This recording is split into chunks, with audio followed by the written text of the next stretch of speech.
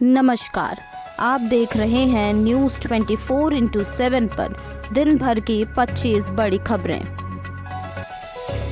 Exit poll के नए समीकरण, नया गेम। मध्य प्रदेश, राजस्थान, छत्तीसगढ़, मिजोरम और तेलंगाना में एग्जिट पोल के नतीजे आ गए हैं।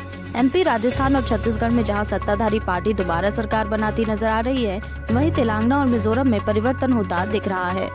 इतने दिनों बाद भी युद्ध में रूस के सामने कैसे टिका हुआ है यूक्रेन?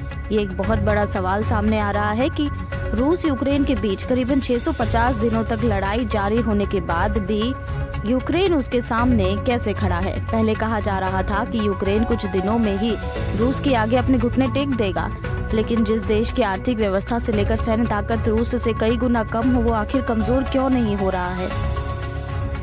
बिहार में टीचर को अगवा कर दिया विवाह। बिहार में एक बार फिर पकड़ुआ शादी कराए जाने का मामला सामने आया है। एक टीचर को कुछ लोगों ने स्कूल से ही अगवा करवाकर उसकी जबरदस्ती शादी करवा दी। आखिर कहां गायब हो गई पाकिस्तान से आई अंजू?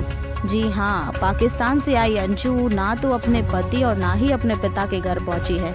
ऐसे में सवाल है कि आखिर वह कहां गायब हो गई। भिवाड़ी में रहने वाले उसके पति अरविंद ने कहा है कि वह और उसके बच्चे अंजू से नहीं मिलना चाहते हैं। डॉक्टरों ने बेच दिया नवजात, प्रसूता से कह दिया कि मौत हो गई। यूपी के बलरामपुर में फर्जी तरीके से चल रहे अस्पताल में एक महिला की डिलीवरी हुई और इसके बाद डॉक्टरों ने उसके बच्चे को ही बेच दिया। जब महिला को होश आया तो उसने कह दिया कि उसका बच्चा मृत था। पुलिस ने सभासद के घर से बच्चे को किया बरामद। दुबई में high profile summit, PM Modi का 2 दिन का दौरा। पीएम मोदी शिखर सम्मेलन में हिस्सा लेने दुबई पहुंचे हैं। यहां मोदी से मिलने के लिए भारी संख्या में भारतीय मूल के लोग पहुंचे, जहां लोगों ने पीएम का स्वागत करते हुए अब की बार 400 पार के नारे लगाए। मोदी शुक्रवार शाम को ही भारत लौट आएंगे। इधर चुनाव खत्म, उधर महंगा हुआ गैस सिलेंडर। चुनाव खत्म होते ही 19 किलो वाले कमर्शियल सिलेंडर के दाम बढ़ा दिए गए हैं। यह नया रेट 1 दिसंबर से लागू होने वाला है। कश्मीर ने ओढ़ी बर्फ की सफेद चादर। धरती का स्वर्ग कश्मीर ठंड के मौसम में और भी खूबसूरत हो जाता है। कश्मीर की ऊंची पहाड़ियों, पर्यटन स्थल गुलमर्ग, सोनमर्ग में बर्फबारी का सिलसिला जारी है। बर्फबारी के बाद यहाँ का नज़ारा तो देखते ही बनता है। सोशल मीडिया पोस्ट से तनाव बढ़ने से एनआईटी श्रीनगर में विंटर वेकेशन का ऐलान। कश्मीर घाटी में खुले एनआईटी परिसर में विरोध प्रदर्शन और तनाव बढ़ता देख अधिकारियों ने सेमेस्टर परीक्षाओं के बीच में ही शीतकालीन छुट्टियों की घोषणा कर दी है। बताया जा रहा है कि धार्मिक भावनाओं को आहत करने वाले मैसेज पोस्ट करने को लेकर परिसर में विरोध प्रदर्शन किया जा रहा है। राज्यसभा में नारेबाजी और तख्तियां लहराने की इजाजत नहीं। 4 दिसंबर को संसद का शीतकालीन सत्र शुरू होने से पहले राज्यसभा सांसदों के लिए जारी निर्देशों में लिखा गया कि सदन में थैंक यू, जय हिंद, वंदे मातरम जैसे नारे न लगाएं। सभापति की सदन के भीतर या बाहर आलोचनाएं न करें। बिहार में शराबबंदी के प्रभाव को जानने के लिए नए सिरे से सर्वेक्षण कराएगी नीतीश सरकार। क्या दुनिया से खत्म हो जाएगा एड्स? संयुक्त राष्ट्र की नई रिपोर्ट आई सामने। दुनिया भर में हर साल 1 दिसंबर को विश्व एड्स दिवस मनाया जाता है। दुनिया में एड्स कब खत्म होगा, इसके लिए कई समुदायों और संगठन लगातार कोशिश कर रहे हैं।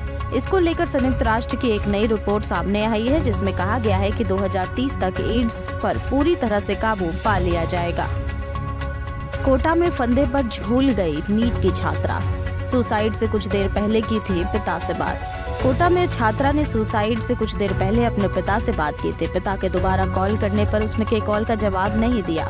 हॉस्टल में मौजूद स्टाफ ने निशा के कमरे का दरवाजा खटखटाया। जवाब न मिलने पर जब स्टाफ ने दरवाजा तोड़ा तो छात्रा पंखे से लटकी हुई पाई गई। वर्ल्ड कप में भारत की हार पर जश्न मनाने का आरोप। छात्रों पर यूएपीए लगने से छिड़ी बहस।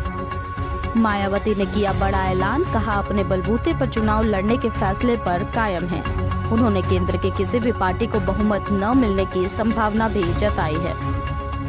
बच्चों में विटामिन डी स्ट्रेंथ और इम्यूनिटी बढ़ाने में बेहद महत्वपूर्ण। यह आपको सूर्य की रोशनी, फोर्टिफाइड दूध, लस्सी या छाछ, फैटी फिश, मशरूम, तले हुए अंडे, पनीर टिक्का से मिल जाएंगे।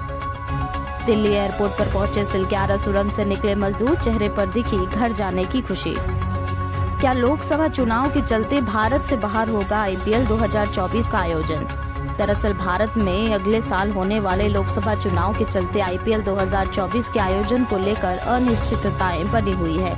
आईपीएल का आयोजन भारत में होगा या भारत से बाहर, इसका फैसला चुनाव आयोग की तारीखों की घोषणा पर टिका हुआ है। पीएम नरेंद्र मोदी ने बताया कौन सी 4 जातियों के उत्थान से विकसित होगा भारत। प्रधानमंत्री मोदी ने कहा कि विकसित भारत का संकल्प नारी, युवा, किसान और गरीब के 4 अमृत स्तंभों पर टिका है और उनके लिए सबसे बड़ी जातियां हैं, जिसका उत्थान ही भारत को विकसित बनाएगा। राष्ट्रीय चिकित्सा आयोग ने अपने आधिकारिक लोगो को बदल दिया है। इसमें अब इंडिया की जगह भारत लिख दिया गया है। साथ ही आयुर्वेद के देवता धन्वंतरी की एक रंगीन फोटो भी जोड़ दी गई है। एनएमसी के इस कदम की आलोचना भी खूब हो रही है। केंद्र सरकार ने उत्तराखंड के जोशीमठ के लिए पुनर्निर्माण योजना को स्वीकृति दे दी है और इस योजना के लिए 1658 करोड़ रुपए की भी मंजूरी मिल गई है। एएसआई को ज्ञानवापी मामले में अपनी रिपोर्ट दाखिल करने के लिए 10 दिन का और समय मिला, यानी अब एएसआई को 11 दिसंबर को रिपोर्ट दाखिल करनी होगी।